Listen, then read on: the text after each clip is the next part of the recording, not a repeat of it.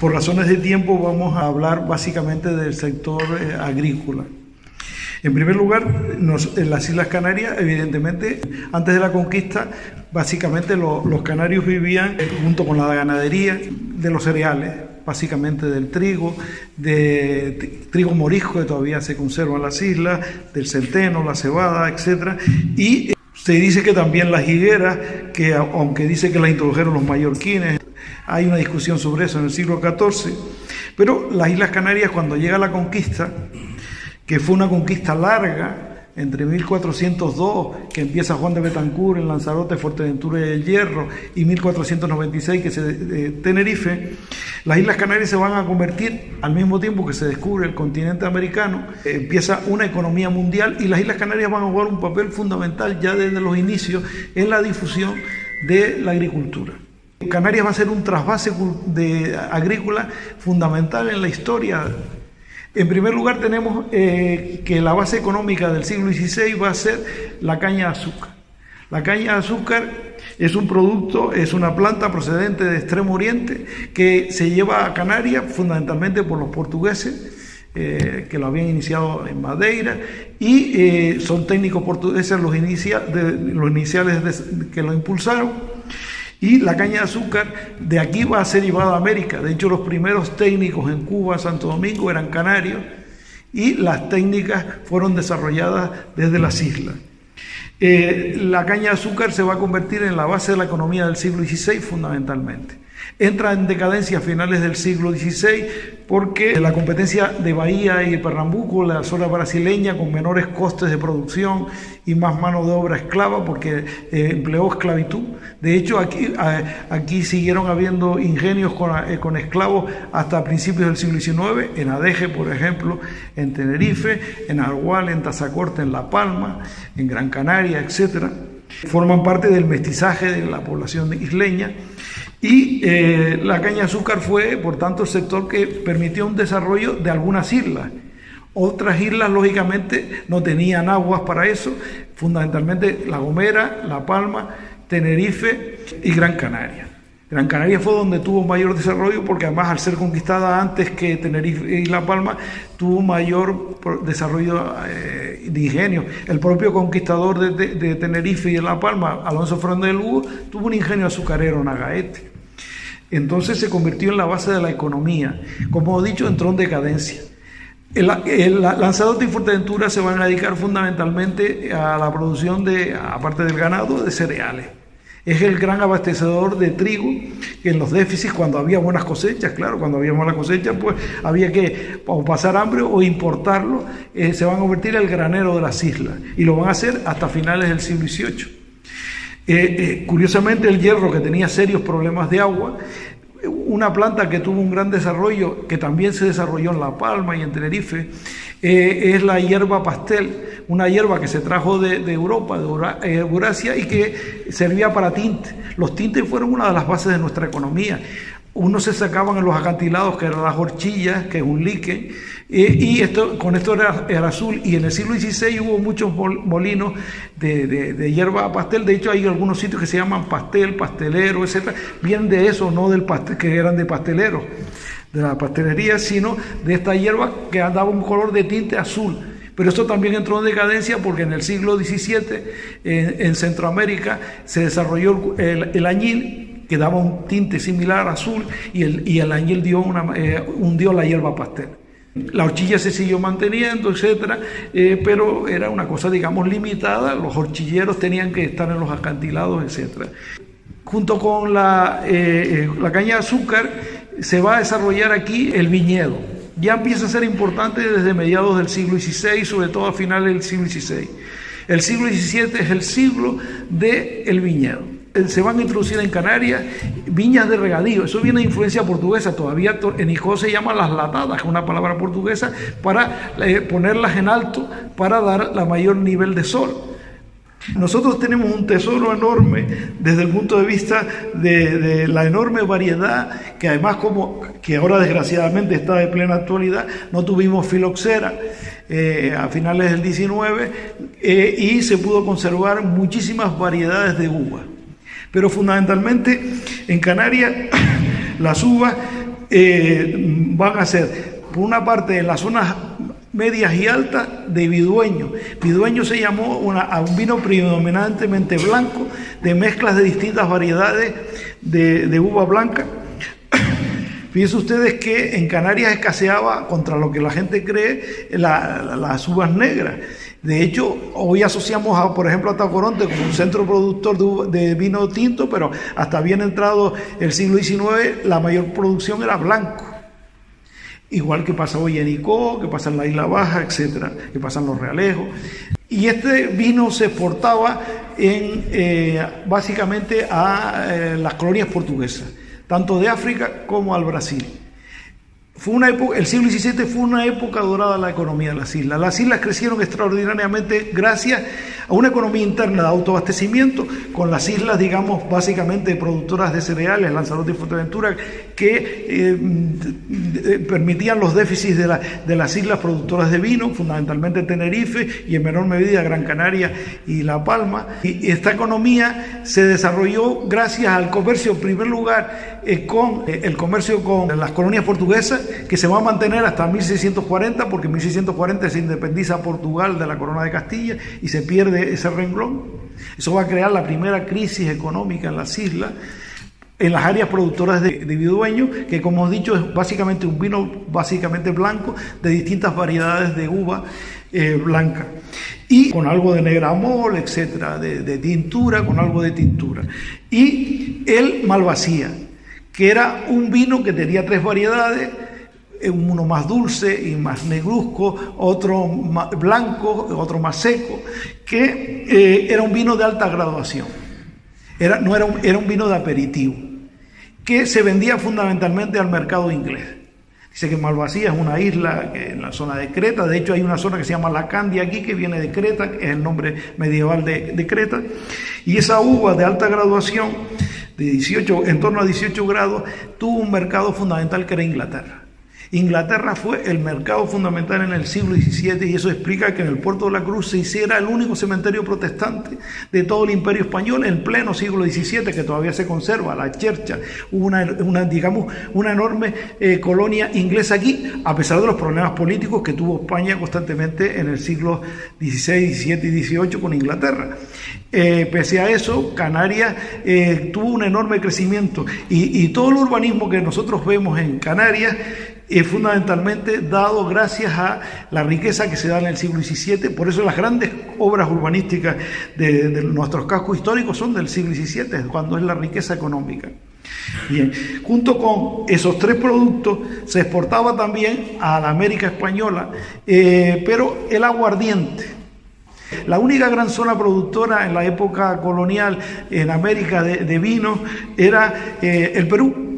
Y curiosamente el Perú se hacía fundamentalmente aguardiente, que ellos llaman pisco, por una localidad, pero el pisco está hecho con uvas traídas de Canarias. Se ha hecho estudios de ADN y es una mezcla de listán negro y negramol, y se hace como en Canarias, se hace vino primero y después se transforma en aguardiente, lo que llamamos aquí la parra. La parra se exportaba al mercado del Caribe. El Caribe no les gustaba beber vinos de mesa, y el Caribe se va a convertir en la base fundamental de las exportaciones vinícolas, pero de aguardiente.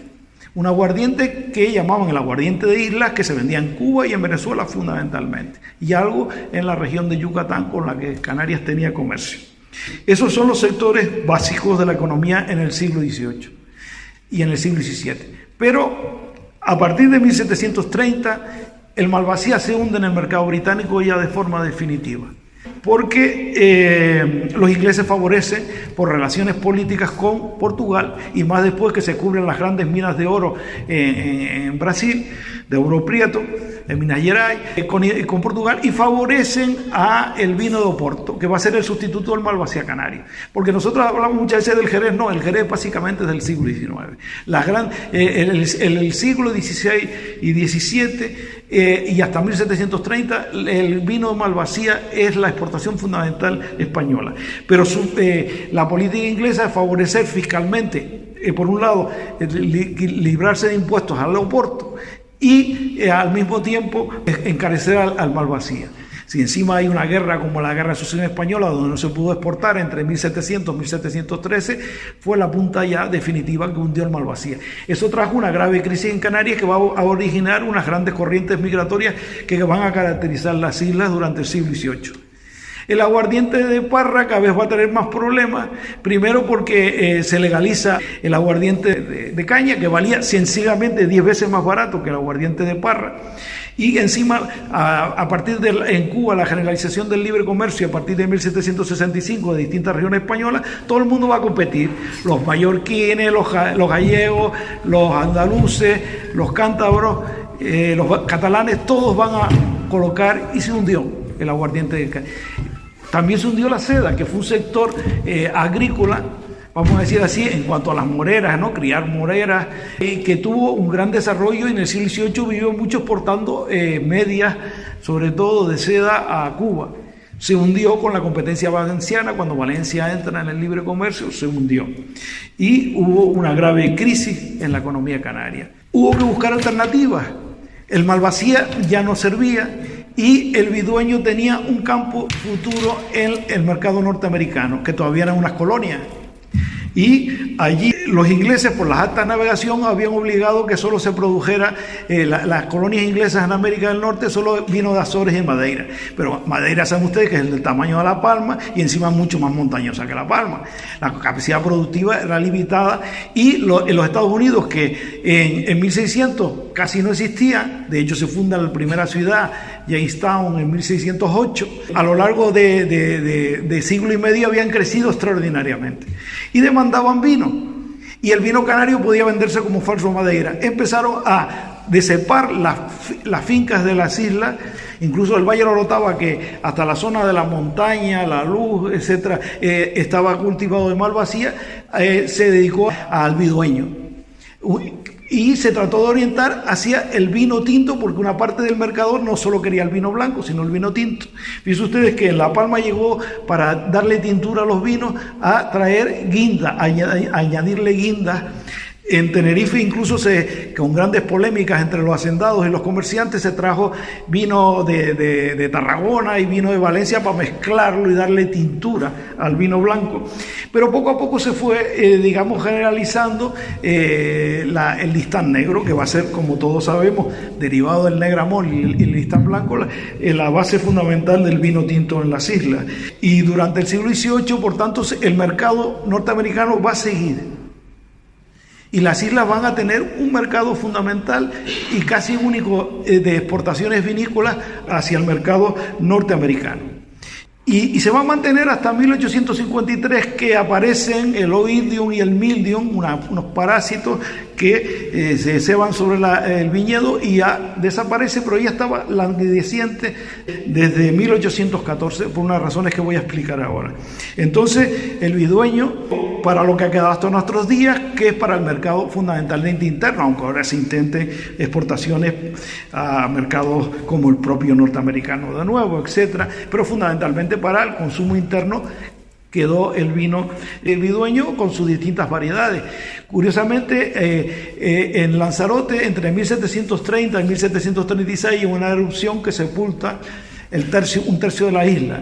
Y ahí se aprendió una lección, que era el utilizar, ahí en una zona, la Jeria, el utilizar el picón para producir con regadío en hoyos por el problema del viento, primero para producir aguardiente y después para producir vino. Eso permitió el desarrollo de Lanzarote, que era una isla exclusivamente cerealista, pero a finales del siglo XVIII cambia radicalmente, primero con el viñedo y después con otro producto que se llamó la barrilla.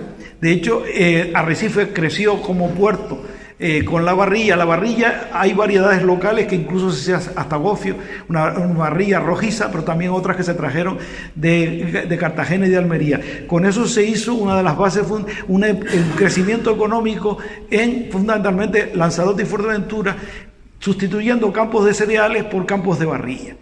Y se mantuvo hasta que en los años 20 del siglo XIX los ingleses descubrieron jabones químicos y se acabó el negocio. Canarias tuvo la última época dorada del vino entre 1796 y 1814 gracias al bloqueo napoleónico. Napoleón quiso estrangular a Inglaterra y la forma que tenía era económicamente, impidiendo a los productores europeos vender el vino, empezando por el francés, claro, al mercado inglés. Esa fue la gran época dorada del vino canario, porque a través de buques neutrales, salvo en 1812-14, los norteamericanos fueron neutrales en la guerra entre Inglaterra y Napoleón y el resto de Europa, vamos a decir así, de las monarquías europeas, y fue una época dorada. Pero cuando viene la paz, se hundió. Y ahí viene una crisis gravísima en Canarias, que hubo que buscar una nueva alternativa. Y esa alternativa se dio en 1830, que es la cochinilla. La cochinilla, nosotros teníamos tuneras aquí, igual que nosotros muchos productos americanos, porque junto con lo que hemos traído, que hemos llevado allá, la caña de azúcar, el plátano se llevó desde aquí a América, porque el plátano también es de Extremo Oriente. De hecho, Fray Tomás Berlanga, que era un fraile que estuvo en Las Palmas, dijo Gonzalo Fernández Oviedo que llevó el plátano para allá, igual que el tema de la ganadería. Todas las cabras que hay en América tienen eso se ha estudiado, un ADN de las Islas Canarias, igual que el ovejo que tenían los guanches aquí y que hoy lo vemos en Paraguaná, en Venezuela, o lo vemos en Cuba o en Santo Domingo. O el cerdo canario, el cerdo negro canario, que también se mezcló y fue fundamental en el desarrollo de la ganadería americana. Pero también traímos la papa. Ya desde el final del XVI había papa aquí. Y en el siglo XVII, sobre todo en Gran Canaria, el gofio se hacía de maíz, que llamamos con una palabra portuguesa millo. O sea que, digamos, la ida y vuelta es fundamental, y la historia de la agricultura, igual que llevamos el ñame también para allá, el ñame africano para el Caribe. La batata ya la teníamos aquí desde el siglo XVI, aunque otras variedades se dieron en el siglo XIX. Batata boniato, como se conoce en las islas también, que es una palabra taína, de los indios caribeños. Entonces, la cochinilla es, como saben ustedes, un parásito que se cría en los nopales o tuneras o chumberas, tal y como se llama, para dar tintura el color púrpura, un color muy apreciado en los tintes naturales. Las Islas Canarias entre 1830 y 1875 se convirtieron en una zona productora monocultivo. Fue el mayor monocultivo de Canarias, porque en Canarias se puede cultivar en todas las islas la cochinilla. Y eso se llevó hasta 1875, donde los ingleses encontraron una alternativa, que era la fabricación química, las anilinas químicas, y hundió la cochinilla como hundió todos los tintes naturales. Y todos los tejidos que nosotros tenemos son de tintes artificiales fundamentalmente, como todos sabemos. Eso llevó a otra gravísima crisis en las islas, y había que buscar alternativas. Canarias desde 1852 tenía un puerto franco, y la alternativa era buscar nuevos cultivos. Se buscó el modelo cubano: tabaco, café. Del café sabemos que se queda algo en el valle, en Agaete. El tabaco fue una alternativa que, con distintos momentos históricos, según la relación con el monopolio de la tabacalera, porque en América siempre hubo un monopolio del tabaco controlado por el Estado. En la península, pues tuvo épocas mayores o menores, como todos sabemos, y con todo el problema de los puros, etcétera, que en La Palma lo saben muy bien, pero no era rentable para mantener toda la economía de las islas, y también se volvió a la caña de azúcar, y ahí todavía en los hilos se conservan pues ingenios, y en otras zonas de las islas ingenios azucareros de nuevo modernos, pero esa alternativa fracasó. Y en la última década del siglo XIX, con los ingleses, que ya habían construido el puerto de la Luz con tecnología nueva, innovadora, y habían creado una economía cada vez más relacionada con Inglaterra, se va a crear toda una trilogía económica que va a reformar la economía canaria con tres básicos sectores de exportación: el plátano, el tomate y la papa.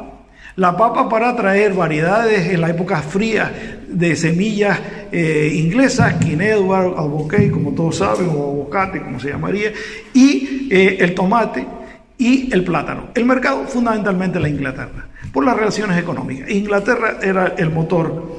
Eso transformó una economía canaria y una gran modernización económica, porque exigía muchísima agua, sobre todo en el caso del plátano. Eso trajo consigo el desarrollo en Tenerife y La Palma de las galerías, y en el caso de Gran Canaria de los pozos. Es la época en que, porque hasta entonces había un sistema de heredamiento, aprovechando los manantiales y que tenían propiedades privadas siempre de pipas de agua, etcétera, en todas las islas, pero empezaron ya a perforar la tierra, como todos sabemos. Y ese modelo económico se mantuvo Prácticamente como base de la economía canaria, con sus vaivenes y sus nuevas orientaciones, hasta el desarrollo del turismo en los años 60, pero mucho más limitado, y sobre todo el boom en las últimas décadas del siglo XX. Piensen ustedes que incluso el dinero de Venezuela permitió el desarrollo por ejemplo, de la piña tropical en el Hierro, por palmeros, y también palmeros en el desarrollo en el sur de Tenerife, enormes zonas de las galletas, de Fañabé, etcétera. Se mejoraron las infraestructuras hidráulicas para aprovechar el trasvase en los años 60 del agua, etcétera. En los 30 primeros años del siglo XX, Inglaterra y la exportación de esta trilogía fue la base fundamental de la economía de las islas. Claro, cuando hay la Primera Guerra Mundial, esto fue catastrófico porque los submarinos alemanes se cargaron, incluso hubo hasta sindicatos agrícolas, aunque teóricamente España era neutral, pero al ir a Inglaterra hundieron los buques. Un famoso buque Orotava fundido, que era de la FAG, el Sindicato Agrícola del Norte, fundido por los submarinos alemanes.